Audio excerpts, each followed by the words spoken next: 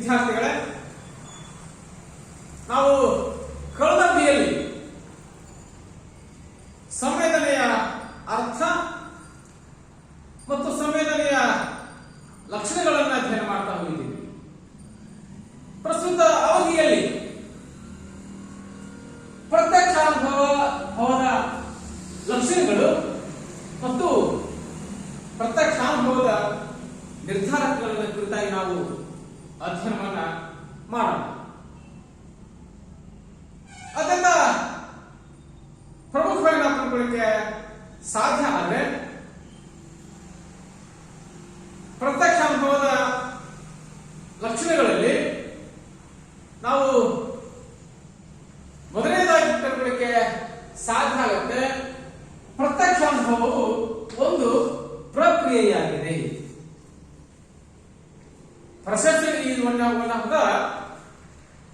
Process ಅಂತ ಹೇಳ್ತಾ ಹೋಗ್ತೀವಿ. ಒಂದು ಪ್ರಕ್ರಿಯೆಯಾಗಿ ತನ್ನ ಕೆಲಸವನ್ನು ಮಾಡ್ತಾ ಹೋಗುತ್ತೆ. ಹಾಗಿದ್ದರೆ ಪ್ರತ್ಯಕ್ಷಾನುಭವ ಪ್ರಕ್ರಿಯೆ ಏನಿದೆ, ಇದು ಕೇವಲ ಉತ್ಪನ್ನ ಮಾತ್ರ ಅಲ್ಲ. ಈ ಪ್ರತ್ಯಕ್ಷಾನುಭವ ಪ್ರಕ್ರಿಯೆ ಸಂವೇದನೆಯಿಂದ ಪ್ರಭಾವಿತಗೊಳ್ಳಲಿಕ್ಕೆ ಸಾಧ್ಯ ಆಗೋದಾದ್ರೆ ಸಂವೇದನೆಯು ನಮಗೆ ಕೇವಲ ಕಚ್ಚಾ ಪದಾರ್ಥವನ್ನು ಮಾತ್ರ ಒದಗಿಸ್ತಾ ಹೋಗುತ್ತೆ. ಆ ಕಚ್ಚಾ ಪದಾರ್ಥವನ್ನ ಸಿದ್ಧ ವಸ್ತುವನ್ನಾಗಿ, ಪಕ್ಕ ಪದಾರ್ಥವನ್ನಾಗಿ ಬದಲಾಯಿಸ್ತಕ್ಕಂಥ ಕೆಲಸವನ್ನ ಈ ಪ್ರತ್ಯಕ್ಷ ಅನುಭವ ಮಾಡಲಿಕ್ಕೆ ಸಾಧ್ಯ ಆಗುತ್ತದೆ. ಹಾಗಾಗಿ ನಾವು ಪ್ರತ್ಯಕ್ಷಾನುಭವವನ್ನು ನಾವು ಒಂದು ವ್ಯವಸ್ಥಾ ಮಾರ್ಗಕ್ಕೆ, ಅಂದ್ರೆ ಸಿಸ್ಟಮ್ ಅಪ್ರೋಚ್ಗೆ ನಾವು ಹೋಲಿಕೆ ಮಾಡಿಕೊಂಡಾಗ ಈ ಪ್ರಕ್ರಿಯೆ ಏನಿದೆ ಸಂವೇದನೆಗಳಿಂದ ಪ್ರಭಾವಿತಗೊಳ್ಳುವ ಮೂಲಕವಾಗಿ ಸಂವೇದನೆಗಳ ಮೂಲಕ ಸೆರೆ ಹಿಡಿದಂತಹ ಚಿತ್ರಣವನ್ನ ಪ್ರತ್ಯಕ್ಷ ನೋಡುವುದರ ಮೂಲಕವಾಗಿ ಅದನ್ನ ಗುರುತಿಸ್ತಕ್ಕಂಥ ಕೆಲಸವನ್ನ, ಇದು ಹೌದು ಅಂತಕ್ಕಂತಹ ಗುರುತಿಸ್ತಕ್ಕಂಥ ಕೆಲಸವನ್ನ ಪ್ರತ್ಯಕ್ಷ ಅನುಭವ ಮಾಡ್ತಾ ಹೋಗುತ್ತೆ. ಹಾಗಾಗಿ ಸಂವೇದನಾ ಪ್ರಕ್ರಿಯೆ ಏನಿದೆ ಕಚ್ಚಾ ಪದಾರ್ಥ ಆಗಿದೆ, ಆದರೆ ಪ್ರತ್ಯಕ್ಷಾನುಭವದ ಪ್ರಕ್ರಿಯೆ ಏನಿದೆ ಆ ಕಚ್ಚಾ ಪದಾರ್ಥವನ್ನ ಸಿದ್ಧ ವಸ್ತುವನ್ನಾಗಿ ಪಕ್ಕಾ ರೂಪದಲ್ಲಿ ನೋಡ್ತಕ್ಕಂಥ ಕೆಲಸವನ್ನ, ಅರ್ಥೈಸ್ತಕ್ಕಂಥ ಕೆಲಸವನ್ನು ಮಾಡಲಿಕ್ಕೆ ಸಾಧ್ಯ ಆಗುತ್ತದೆ. ಹಾಗಾಗಿ ಕಚ್ಚಾ ವಸ್ತುವನ್ನ ಉತ್ಪಾದಕ ವಸ್ತುವನ್ನಾಗಿ ನಿರ್ಮಿಸತಕ್ಕಂಥ ಕೆಲಸವನ್ನ ನಮ್ದಾಗಿರ್ತಕ್ಕಂತಹ ಪ್ರತ್ಯಕ್ಷ ಅನುಭವ ಮಾಡಲಿಕ್ಕೆ ಸಾಧ್ಯ ಆಗ್ತದೆ. ಅಂದ್ರೆ ಒಂದು ವ್ಯವಸ್ಥೆಯನ್ನ ಸಂಘಟಿತ ರೂಪದಲ್ಲಿ ಒಯ್ಯತಕ್ಕಂಥ ಕೆಲಸವನ್ನ ಪ್ರತ್ಯಕ್ಷ ಅನುಭವ ಮಾಡಲಿಕ್ಕೆ, ಅದರಿಂದ ಯಶಸ್ವಿ ಕೆಲಸ ಮಾಡಲಿಕ್ಕೆ ಸಾಧ್ಯ ಆಗ್ತಾ ಹೋಗುತ್ತೆ. ತದನಂತರದಲ್ಲಿ ಎರಡನೇದಾಗಿ ಪ್ರತ್ಯಕ್ಷ ಅನುಭವ ಮಾಹಿತಿ ಸಂಗ್ರಹಿಸುತ್ತದೆ. ಹಾಗಿದ್ದಾಗ ನಾವು ಸಂವೇದನಾ ಮೂಲಕ ಏನನ್ನು ನಾವು ಅರ್ಥೈಸಿಕೊಂಡಿರ್ತೇವೆ ಅಥವಾ ಗ್ರಹಿಸಿಕೊಂಡಿರ್ತೇವೆ, ಆ ಗ್ರಹಿಸಿಕೊಂಡದ್ದನ್ನ ಪ್ರತ್ಯಕ್ಷವಾಗಿ ನೋಡುವ ಮೂಲಕ ಹಲವಾರು ರೀತಿಯ ಒಬ್ಬ ವ್ಯಕ್ತಿಗೆ ಅಗತ್ಯವಾದಂತಹ ಎಲ್ಲ ಮಾಹಿತಿಯನ್ನ ಸಂಗ್ರಹಿಸತಕ್ಕಂಥ ಕೆಲಸವನ್ನ ಈ ಪ್ರತ್ಯಕ್ಷ ಅನುಭವ ಮಾಡ್ತಾ ಹೋಗ್ತದೆ.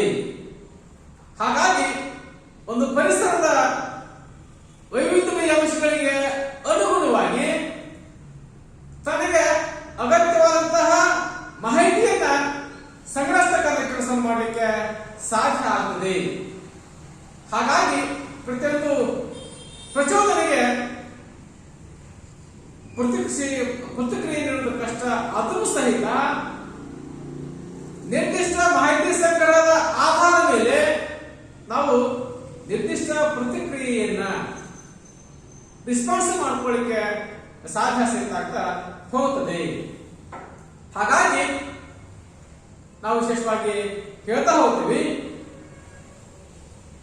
ಸಂವೇದನೆ ಮೂಲಕ ಗ್ರಹಿಸಿದ ಜ್ಞಾನ ಅಥವಾ ಅನುಭವ ಏನಿದೆ, ಪ್ರತ್ಯಕ್ಷ ಅನುಭವದಲ್ಲಿ ಮಾಹಿತಿ ಸಂಗ್ರಹದ ಮೂಲಕವಾಗಿ ಅತ್ಯಂತ ಯಶಸ್ವಿಯಾಗಿ ವ್ಯಕ್ತಿಯ ಸ್ಮೃತಿ ಪಟಲದಲ್ಲಿ ಗಟ್ಟಿಗೊತ್ತಕ್ಕಂಥ ಕೆಲಸ ಮಾಡಲಿಕ್ಕೆ ಸಾಧ್ಯ ಆಗ್ತದೆ. ಹಾಗಾಗಿ ನಾವು ವಿಶೇಷವಾಗಿ ಚರ್ಚೆ ಮಾಡ್ತಾ ಹೋಗ್ತೀವಿ. ಈ ಪ್ರತ್ಯಕ್ಷ ಅನುಭವ ಏನಿದೆ, ಒಬ್ಬ ವ್ಯಕ್ತಿ ಒಂದು ವಸ್ತು, ಒಂದು ಪರಿಸರದ ಕುರಿತಾಗಿ, ಒಂದು ಸನ್ನಿವೇಶದ ಕುರಿತಾಗಿ, ಒಂದು ವ್ಯವಸ್ಥೆಯ ಕುರಿತಾಗಿ ತನಗೆ ಬೇಕಾಗಿರ್ತಕ್ಕಂತಹ ನಿರ್ದಿಷ್ಟ ಮಾಹಿತಿಯನ್ನ ಸಂಗ್ರಹಿಸತಕ್ಕಂತಹ ಕೆಲಸವನ್ನು ಮಾಡಲಿಕ್ಕೆ ಸಾಧ್ಯ ಆಗ್ತದೆ. ಸಾಮಾನ್ಯವಾಗಿ ಪ್ರತ್ಯಕ್ಷ ಅನುಭವವು ಪ್ರತಿಕ್ರಿಯೆಯ ಸಿದ್ಧತೆಯಾಗಿದೆ. ಹಾಗಿದ್ದರೆ ಮಾಹಿತಿ ಸಂಗ್ರಹ ಆದ ನಂತರದಲ್ಲಿ ಬರ್ತಕ್ಕಂತಹ ಪ್ರತಿಕ್ರಿಯೆ ಏನಿದೆ, ಅದಕ್ಕೆ ಪೂರ್ವ ಸಿದ್ಧತೆಯನ್ನ ಕಲ್ಪಿಸತಕ್ಕಂಥ ಕೆಲಸವನ್ನ, ವ್ಯಕ್ತಿಯನ್ನ ತಯಾರು ಮಾಡತಕ್ಕಂಥ ಕೆಲಸವನ್ನ ಪ್ರತ್ಯಕ್ಷ ಅನುಭವ ಮಾಡ್ತಾ ಹೋಗುತ್ತದೆ. ಹಾಗಾಗಿ ಪ್ರತ್ಯಕ್ಷ ಅನುಭವ ಏನಿದೆ, ಕ್ರಿಯಾಶೀಲ ವರ್ತನೆಯ ಮೊದಲ ಹೆಜ್ಜೆ ಅಂತ ಅದನ್ನ ಕರೀತಾ ಹೋಗ್ತೀವಿ. ಹಾಗಾಗಿ ಪ್ರತ್ಯಕ್ಷ ಅನುಭವ ಏನಿದೆ, ಅರ್ಥಪೂರ್ಣವಾಗಿ ರೂಪಾಂತರ ಮಾಡುವ ಮೂಲಕವಾಗಿ ಅದನ್ನ ನರಮಂಡಲಕ್ಕೆ ಕಳಿಸತಕ್ಕಂತಹ ವ್ಯವಸ್ಥೆಯನ್ನ ಅತ್ಯಂತ ಯಶಸ್ವಿಯಾಗಿ ಮಾಡ್ತಾ ಹೋಗುತ್ತದೆ. ತಾನು ಸಂಗ್ರಹಿಸಿದ ಮಾಹಿತಿಯನ್ನ ಕೇಂದ್ರ ನರಮಂಡಲಕ್ಕೆ ಸಂವಹನ ಮಾಡುವ ಮೂಲಕವಾಗಿ ಅಥವಾ ಕಳಿಸುವ ಮೂಲಕವಾಗಿ ನರಮಂಡಲ ಪ್ರತಿಕ್ರಿಯೆ ನೀಡುವುದಕ್ಕೆ ಸಿದ್ಧತೆಯನ್ನು ಮಾಡ್ತಕ್ಕಂಥ ಕೆಲಸವನ್ನು ಪ್ರತ್ಯಕ್ಷ ಅನುಭವ ಮಾಡ್ತಾ ಹೋಗುತ್ತೆ. ಹಾಗಾಗಿ ನಾವು ಚರ್ಚೆ ಸಹಿತ ಮಾಡ್ತಾ ಹೋಗ್ತೀವಿ. ಕೇಂದ್ರ ನರಮಂಡಲ ಏನಿದೆ, ನಾವು ಹೇಗೆ ಪ್ರತಿಕ್ರಿಯಿಸಬೇಕು ಅನ್ನೋದನ್ನ ಡೈರೆಕ್ಷನ್ ಮಾಡ್ತಾ ಹೋಗ್ತದೆ, ನಿರ್ದೇಶನವನ್ನ ಕೊಡ್ತಕ್ಕಂಥ ಕೆಲಸ ಮಾಡಲಿಕ್ಕೆ ಸಾಧ್ಯ ಸಹಿತ ಆಗ್ತಾ ಹೋಗ್ತದೆ. ಹಾಗೆ ಪ್ರತ್ಯಕ್ಷ ಅನುಭವ ಸಂವೇದನೆಗಳನ್ನು ಒಳಗೊಂಡಿದೆ. ಹಾಗಿದ್ದರೆ ಸಂವೇದನೆಯ ಮೂಲಕ ಪ್ರತ್ಯಕ್ಷ ಅನುಭವ ಆಗಲಿಕ್ಕೆ ಸಾಧ್ಯ ಆಗಿರಬೇಕು. ಹಾಗಾಗಿ ಮೊದಲು ಸಂವೇದನೆ ಆಗಬೇಕು. ಸಂವೇದನೆ ಆಗಲಿಕ್ಕೆ ನಮಗೆ 5 ಇಂದ್ರಿಯಗಳು ಬೇಕು. ಹಾಗಿದ್ದರೆ 5 ಇಂದ್ರಿಯಗಳು ಯಾವ್ಯಾವು? ಫಸ್ಟ್ ಕಣ್ಣು, ಕಿವಿ, ಮೂಗು, ನಾಲಿಗೆ, ಚರ್ಮ. ಹಾಗಿದ್ದರೆ ಸೆನ್ಸ್ ಆರ್ಗನ್ಸ್ ಅಂತ ಗೆಟ್ ಆಫ್ ದ ನಾಲೆಜ್ ಹೇಳ್ತಾ ಹೋಗ್ತೀವಿ. ಅಂದ್ರೆ ಪಂಚೇಂದ್ರಿಯ ಜ್ಞಾನದ ಹೆಬ್ಬಾಗಿಲುಗಳು. ಕಣ್ಣು ನೋಡುತ್ತೆ, ಕಿವಿ ಕೇಳಿಸ್ಕೊಳ್ಳುತ್ತೆ, ಕಣ್ಣು ನೋಡುತ್ತೆ, ಕಿವಿ ಕೇಳಿಸ್ಕೊಳ್ಳುತ್ತೆ, ಮೂಗು ಆಘ್ರಾಣಿಸುತ್ತೆ ಅಥವಾ ವಾಸನೆಯನ್ನು ಸವಿಯುತ್ತದೆ, ಜೊತೆಗೆ ನಾಲಿಗೆ ರುಚಿಯನ್ನು ನೋಡುತ್ತದೆ, ಚರ್ಮ ಸ್ಪರ್ಶವನ್ನ ಮಾಡ್ತಾ ಹೋಗುತ್ತದೆ. ಈ ಎಲ್ಲವುಗಳ ಮೂಲಕ ವ್ಯಕ್ತಿಗೆ ಒಂದು ನಿರ್ದಿಷ್ಟ ಅನುಭವವಾಗುತ್ತದೆ. ಹಾಗಾಗಿ ನಾವು ಹೇಳ್ತಾ ಹೋಗ್ತೀವಿ, ಈ ಸಂವೇದನೆ ಆದ ನಂತರದಲ್ಲಿ ಒಬ್ಬ ವ್ಯಕ್ತಿಗೆ ಪ್ರತ್ಯಕ್ಷ ಆಗಲಿಕ್ಕೆ ಸಾಧ್ಯ ಆಗ್ತದೆ. ಹಾಗಾಗಿ ಅತ್ಯಂತ ಸರಳವಾಗಿ ಮತ್ತು ಸ್ಪಷ್ಟವಾಗಿ ಹೇಳೋದಾದ್ರೆ, ಸಂವೇದನೆ ಇಲ್ಲದೆ ಪ್ರತ್ಯಕ್ಷ ಆಗಲಿಕ್ಕೆ ಸಾಧ್ಯ ಇಲ್ಲ. ಸಂವೇದನೆ ಮೂಲಕನೇ ಪ್ರತ್ಯಕ್ಷ ಅನುಭವ ಉಂಟಾಗಲಿಕ್ಕೆ ಸಾಧ್ಯ ಆಗುತ್ತದೆ. ಹಾಗಾಗಿ ಈ ಸಂವೇದನೆಗೆ ಮತ್ತು ಪ್ರತ್ಯಕ್ಷ ಅನುಭವಕ್ಕೆ ಅನ್ಯೋನ್ಯ ಸಂಬಂಧವನ್ನ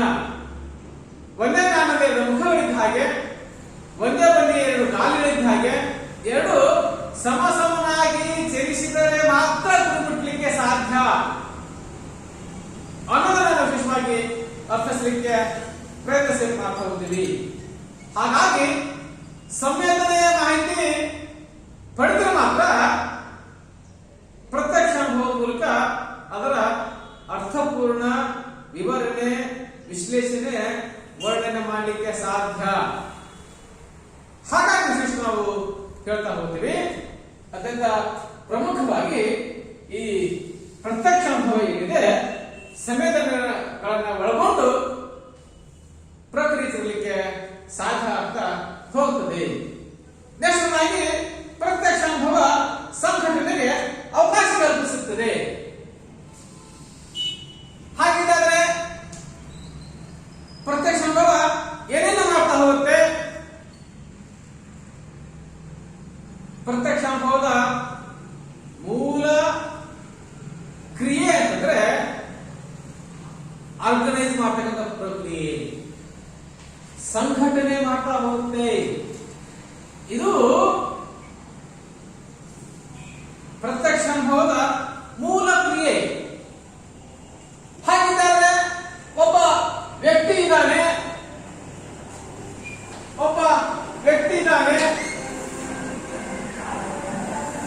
ಅವನಿಗೆ ನಿರ್ದಿಷ್ಟ ಲಕ್ಷ್ಯಗಳಿದ್ದಾವೆ. ಅವನಿಗೆ ಕಣ್ಣಿದೆ, ಕಿವಿ ಇದೆ, ಕಾಲಿದೆ, ಹೊಟ್ಟೆ ಇದೆ, ಎಲ್ಲವೂ ಇದ್ದಾವೆ. ಇವುಗಳನ್ನ ಬಿಡಿ ಬಿಡಿಯಾಗಿ ಇಟ್ಟರೆ ಒಬ್ಬ ವ್ಯಕ್ತಿಯ ನಿರ್ದಿಷ್ಟ ಆಕಾರ ಕಾಣಲಿಕ್ಕೆ ಸಾಧ್ಯ ಇಲ್ಲ.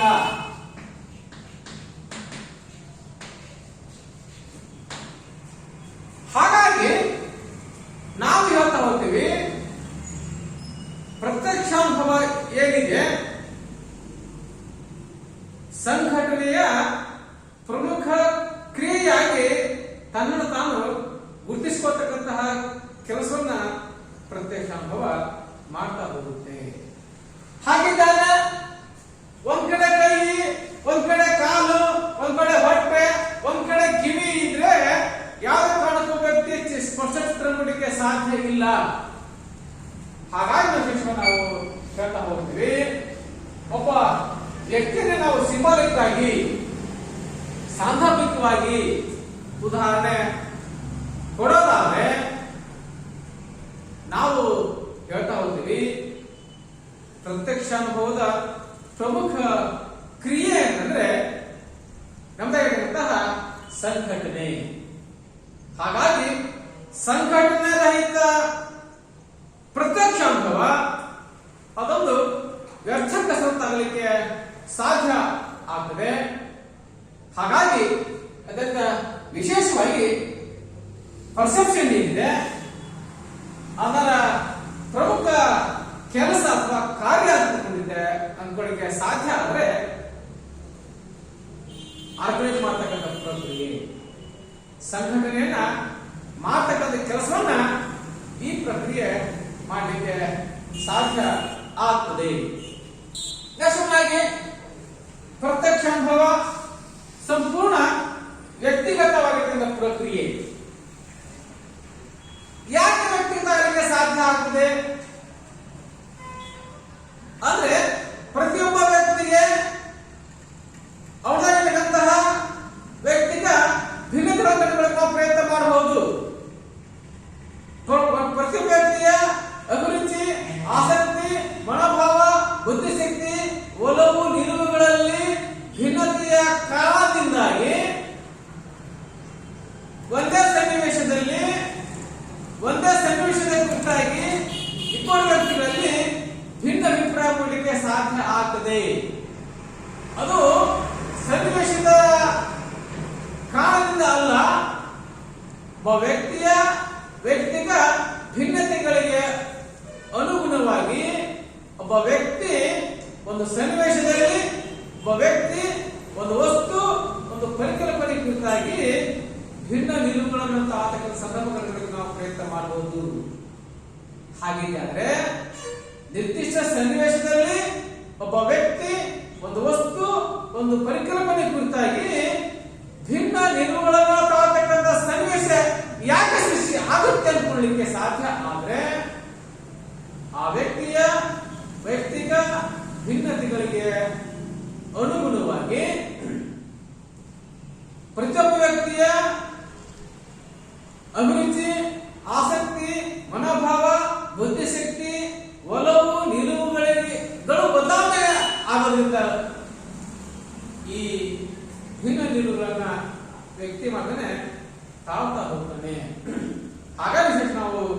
ಚರ್ಚೆ ಸಹಿತ ಮಾಡ್ತಾ ಹೋಗ್ತೀವಿ.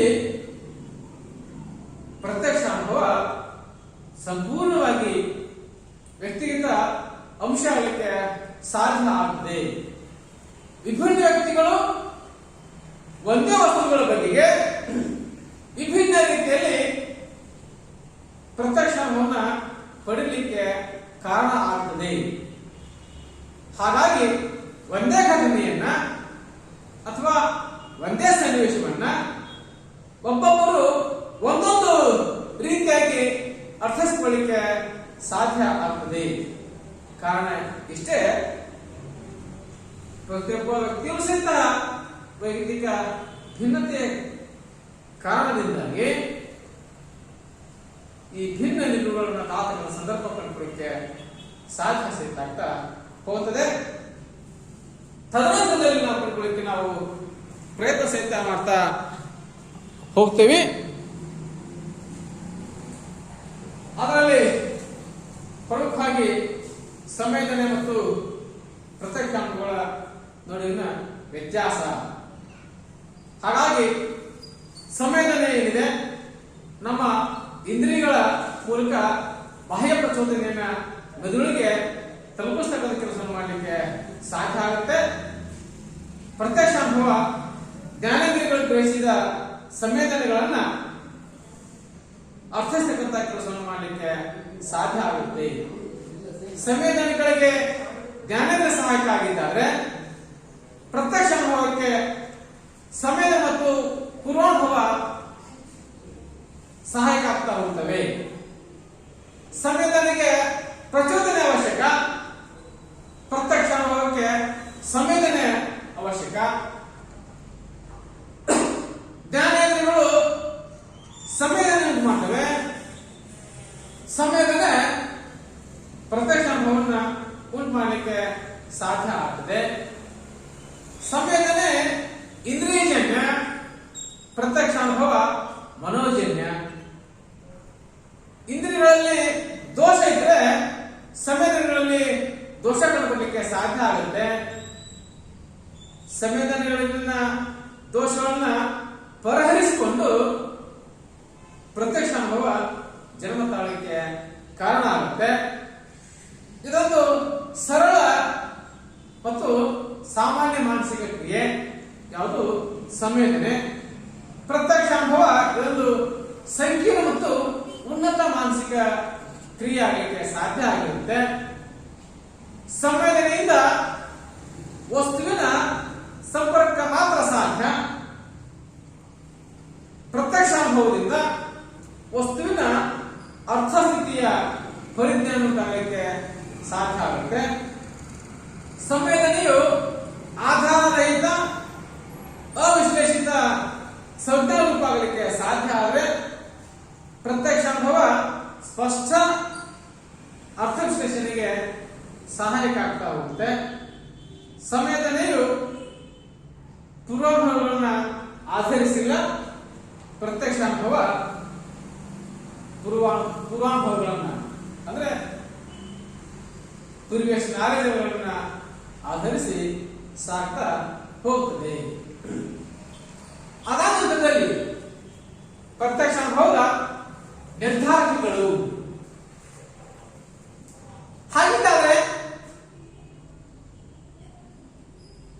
ಪ್ರತ್ಯಕ್ಷ ಅನುಭವದ ಮೇಲೆ ಹಲವಾರು ಅಂಶಗಳು ಪ್ರಭಾವವನ್ನು ಬೀರ್ತಾ ಹೋಗ್ತವೆ. ಅವುಗಳನ್ನು ನಾವು ಹೇಳ್ತಾ ಹೋಗ್ತೀವಿ ಪ್ರತ್ಯಕ್ಷ ಅನುಭವದ ನಿರ್ಧಾರಕಗಳು. ಅದರಲ್ಲಿ ಪ್ರಮುಖವಾಗಿ ಜ್ಞಾನೇಂದ್ರಿಯಗಳ ಸ್ಥಿತಿಗತಿ ಅಂದ್ರೆ ನಾವು ವಿಶೇಷವಾಗಿ ಹೇಳ್ತಾ ಹೋಗ್ತೀವಿ ಕಂಡೀಷನ್ ಆಫ್ ಸೆನ್ಸ್ ಆರ್ಗಾನ್ಸ್ ಅಂತ. ಅಂದ್ರೆ ಯಾವುದೇ ಪ್ರತ್ಯಕ್ಷ ಮಾಡಲಿಕ್ಕೆ ಸಾಧ್ಯ ಆಗೋದಾದ್ರೆ ನಮ್ಮ ಇಂದ್ರಿಯಗಳು ಅತ್ಯಂತ ಯಶಸ್ವಿಯಾಗಿ ಕಾರ್ಯಾಚರಣೆ ಮಾಡಲಿಕ್ಕೆ ಸಾಧ್ಯ ಆಗಿರಬೇಕು. ಹಾಗಾಗಿ ಪ್ರತ್ಯಕ್ಷ ಅನುಭವದ ನಿರ್ಧಾರಕಗಳಲ್ಲಿ ಈ ಸೆನ್ಸ್ ಆರ್ಗಾನ್ಸ್ಗಳಿರುತ್ತವೆ. ಅಂದ್ರೆ ನಮ್ದಾಗಿರುವಂತಹ ಈ ಕಣ್ಣಾಗಿರ್ಬೋದು, ಹಾಗೆಯೇ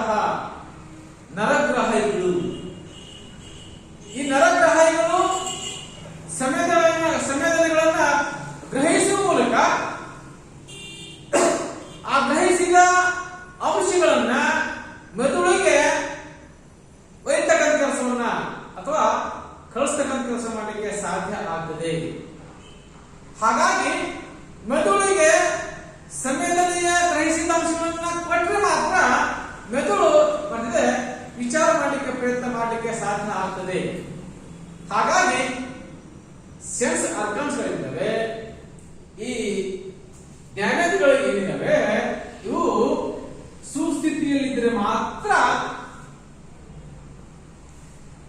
ಪರ್ಸೆಪ್ಷನ್ ಅತ್ಯಂತ ಯಶಸ್ವಿಯಾಗಿ ಕಂಡುಕೊಳ್ಳಲಿಕ್ಕೆ ಅಥವಾ ಪ್ರತ್ಯಕ್ಷ ಅನುಭವ ಯಶಸ್ವಿಯಾಗಲಿಕ್ಕೆ ಸಾಧ್ಯ ಆಗುತ್ತದೆ. ಇನ್ನು ವಿಶೇಷವಾಗಿ ಚರ್ಚೆ ಮಾಡೋದಾದ್ರೆ ಎರಡನೇದಾಗಿ ಮೆದುಳು ಮತ್ತು ನರವ್ಯೂಹ ಅಂದ್ರೆ ಬ್ರೈನ್ ಅಂಡ್ ನರ್ವಸ್ ಸಿಸ್ಟಮ್ ಅಂತ ಹೇಳ್ತೀವಿ ನಾವು. ಯಾವುದೇ ಪ್ರತ್ಯಕ್ಷ ಅನುಭವ ಯಶಸ್ವಿ ಆಗಬೇಕಾಗಿತ್ತು ಅಂತಂದ್ರೆ ಜ್ಞಾನೇಂದ್ರಿಯಗಳ ಮೂಲಕ ಕಳಿಸಿದ ಸಂವೇದನೆಗಳನ್ನ ಪ್ರತ್ಯಕ್ಷ ಅನುಭವವಾಗಿ ಮಾರ್ಪಡಿಸ್ತಕ್ಕಂಥ ಕೆಲಸವನ್ನ ಮೆದುಳು ಮಾಡ್ತಾ ಹೋಗುತ್ತೆ. ನರವ್ಯೂಹ ಮಾಡಲಿಕ್ಕೆ ಸಾಧ್ಯ ಆಗ್ತದೆ.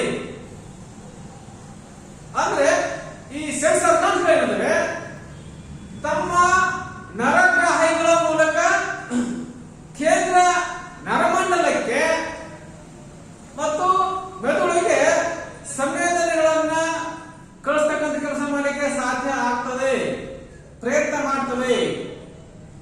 ಆ ಸಂವೇದನೆಗಳನ್ನ ಮೆದುಳು ಗ್ರಹಿಸುವ ಮೂಲಕ, ಅರ್ಥೈಸಿಕೊಳ್ಳುವ ಮೂಲಕ ಅದು ಪ್ರತ್ಯಕ್ಷ ಜ್ಞಾನವಾಗಿ ಮಾರ್ಪಾಡಾಗಲಿಕ್ಕೆ ಸಾಧ್ಯ ಆಗ್ತದೆ. ಹಾಗಾಗಿ ಈ ಬ್ರೈನ್ ಅಂಡ್ ನರ್ವಸ್ ಸಿಸ್ಟಮ್ ಏನಿದೆ, ಮೆದುಳು ಮತ್ತು ನರವ್ಯೂಹ ಏನಿದೆ, ಇದು ಉತ್ತಮವಾಗಿದ್ರೆ ಮಾತ್ರ ಉನ್ನತ ಮಟ್ಟದ ಪ್ರತ್ಯಕ್ಷ ಅನುಭವ ನಾವು ಮಾಡ್ಕೊಳ್ಳಿಕ್ಕೆ ಪ್ರಯತ್ನ ಮಾಡಬಹುದು.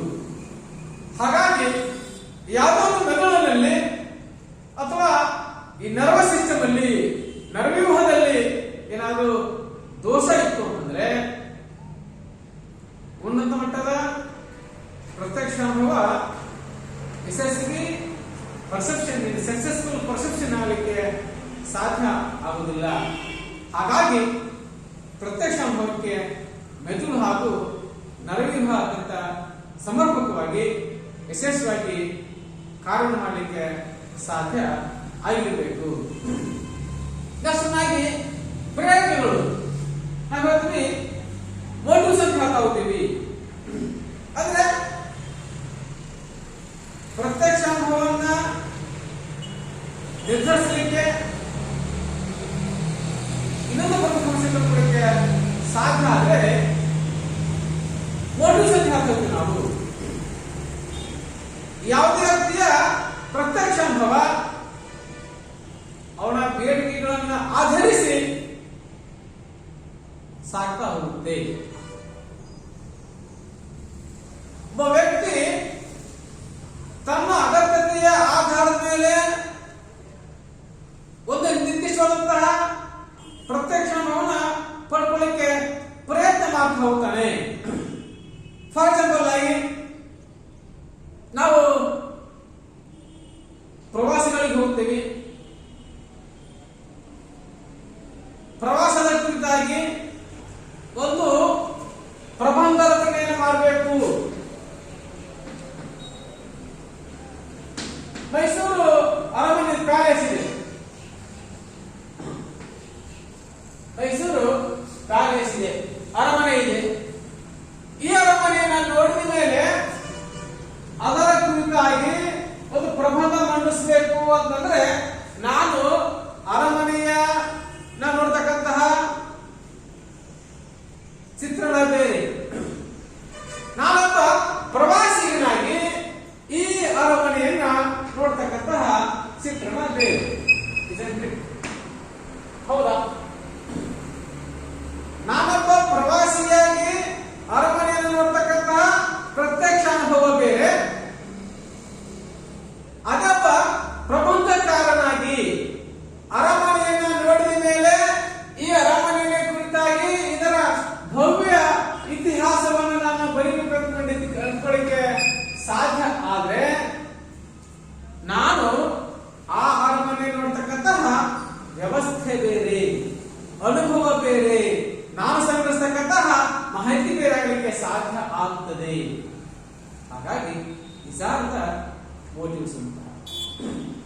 ನಿರ್ದಿಷ್ಟ ಪ್ರೇರಕಗಳಿಗೆ ತನ್ನ ಅಗತ್ಯಗಳಿಗೆ ಅನುಗುಣವಾಗಿ ಪ್ರತ್ಯಕ್ಷ ಅನುಭವ ನಿರ್ಧಾರ ಆಗಲಿಕ್ಕೆ ಸಾಧ್ಯ ಆಗ್ತದೆ.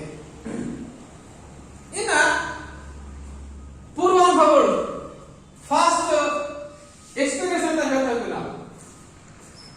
ಈ ವ್ಯಕ್ತಿಯ ಪೂರ್ವಾನುಭವ ಏನಿದೆ ಅದು ಸಹಿತ ಈ ಪರ್ಸೆಪ್ಷನ್ ಮೇಲೆ, ಪ್ರತ್ಯಕ್ಷ ಅನುಭವದ ಮೇಲೆ ವಿಶೇಷವಾದಂತಹ ಪ್ರಭಾವವನ್ನು ಬೀರ್ತಾ ಹೋಗುತ್ತದೆ.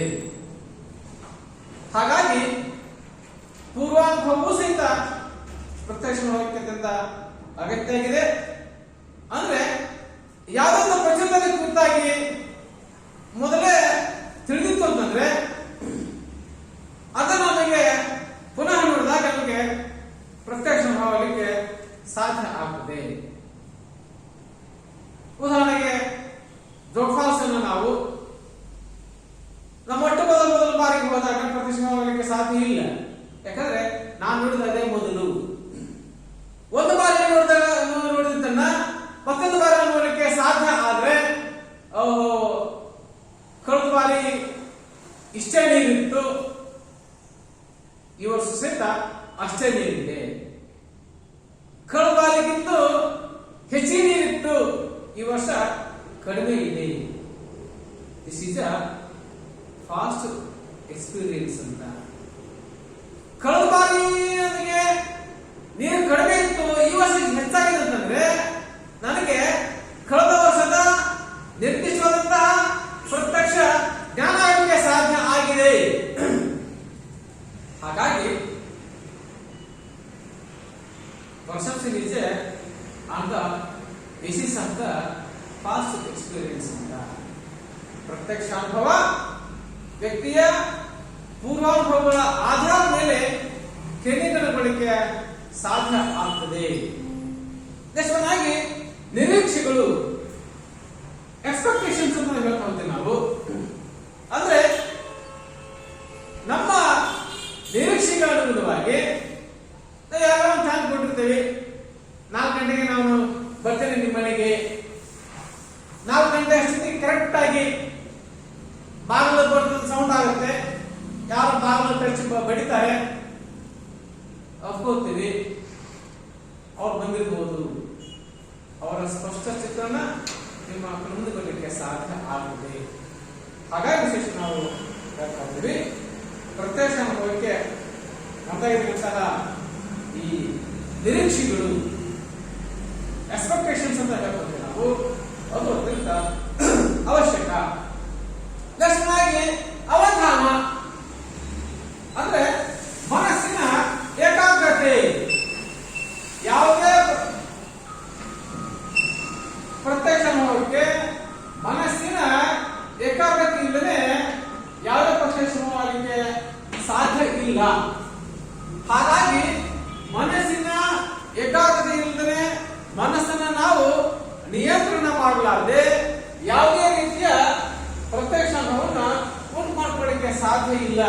ಹಾಗಾಗಿ ಪ್ರತ್ಯಕ್ಷ ಅನುಭವ ಮನಸ್ಸಿನ ನಿಗ್ರಹದ ಆಧಾರದ ಮೇಲೆ ಕೇಂದ್ರೀಕರಣಗೊಳ್ಳಲಿಕ್ಕೆ ಸಾಧ್ಯ ಆಗುತ್ತದೆ.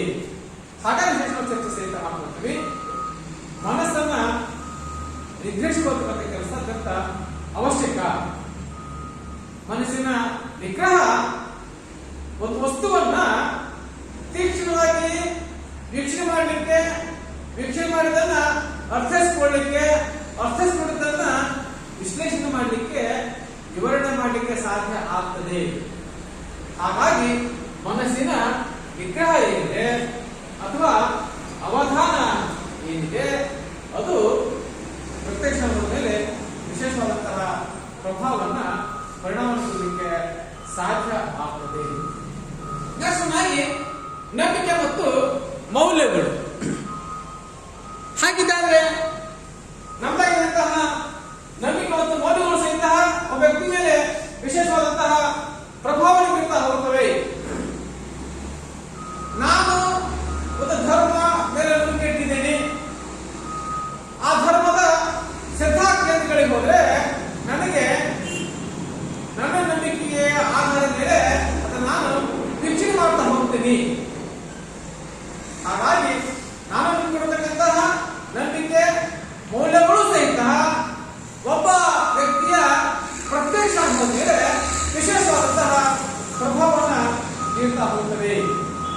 ಹಾಗಾಗಿ ನಮ್ದಾಗಿರುವಂತಹ ನಮ್ಮ ನಂಬಿಕೆ ಮೌಲ್ಯಗಳಿವೆ, ನನ್ನ ಸಾಂಸ್ಕೃತಿಕ ಪರಂಪರೆಯನ್ನ, ನನ್ನ ಸಾಮಾಜಿಕ ಪರಂಪರೆಯನ್ನ, ನನ್ನ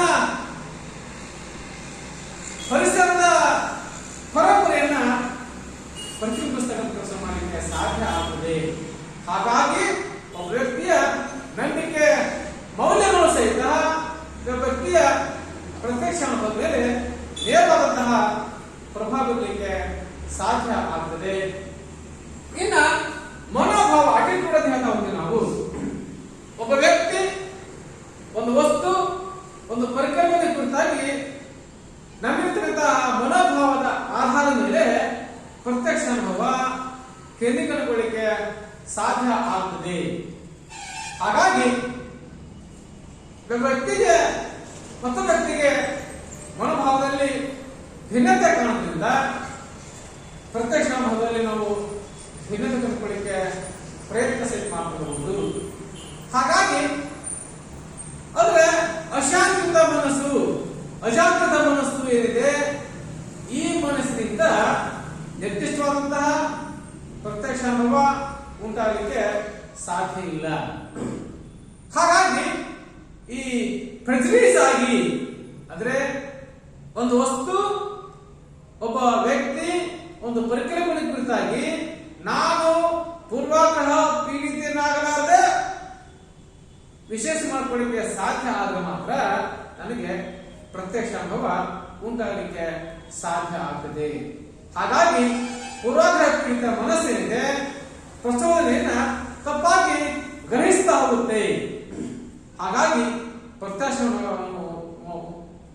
ಪರ್ಸೆಪ್ಷನ್ ಉಂಟಾಗಲಿಕ್ಕೆ ಅತ್ಯಂತ ಯಶಸ್ವಿಯಾಗಿ ಪ್ರಚೋದನೆಯನ್ನ ಧನಾತ್ಮಕವಾಗಿ ಗ್ರಹಿಸ್ತಕ್ಕಂತಹ ಮನಸ್ಥಿತಿ ಇರಬೇಕು ವಿನಃ ಯಾವುದೇ ವಯಸ್ಸಿನ ಉದಾಹರಣೆಗೆ ಪೂರ್ವಾಗ್ರಹ ಪೀಡಿತ ಆಗಬಾರದು ಅನ್ನೋದನ್ನು ವಿಶೇಷವಾಗಿ ಪ್ರಯತ್ನ ಮಾಡ್ಕೊಳ್ತೀವಿ. ಎಲ್ಲರಿಗೂ ಧನ್ಯವಾದಗಳು.